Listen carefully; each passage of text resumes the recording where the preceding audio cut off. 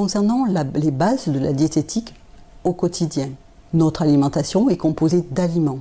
Issus du règne animal ou végétal, ils se distinguent par leurs apports en éléments nutritifs. Comme aucun à lui seul n'est capable de nous apporter tout ce dont notre organisme a besoin, c'est la variété et leurs associations, différents à chaque repas, qui nous fourniront les besoins nécessaires. Si tous peuvent figurer dans nos assiettes, certains seront à privilégier car qualifiés de plus sains. Ils contiennent en quantité importante à très importante les nutriments nécessaires à notre organisme qui ne peut les synthétiser. Ils sont dits pour cela essentiels et concernent les acides gras essentiels, les acides aminés essentiels, certaines vitamines, minéraux et oligoéléments. Ceux qui présentent une densité nutritionnelle limitée à nulle ou trop d'éléments dont les apports doivent être évités. Les acides gras saturés qui devront être limités, les sucres simples dont la consommation sera à surveiller, voire à supprimer. Par exemple, si l'on prend ces deux boissons qui sont équivalentes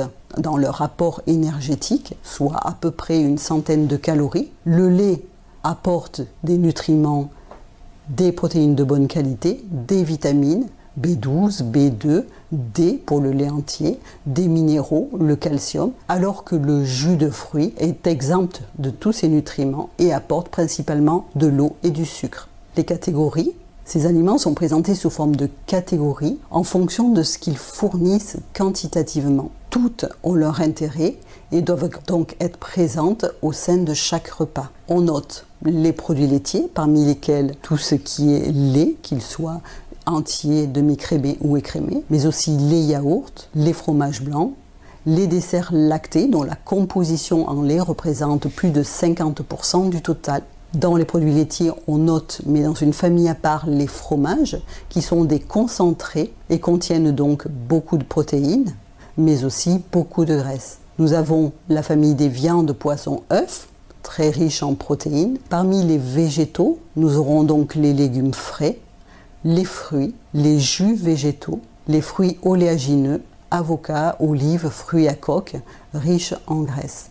Les féculents, quant à eux, sont composés des céréales, les riz, les pâtes et semoules, des légumineuses, lentilles, haricots secs, pois chiches, soja, du pain et ses dérivés. Enfin viennent les corps gras, le beurre, l'huile, les crèmes, les produits sucrés, chocolat, miel, confiture, biscuiterie, les boissons, l'eau principalement.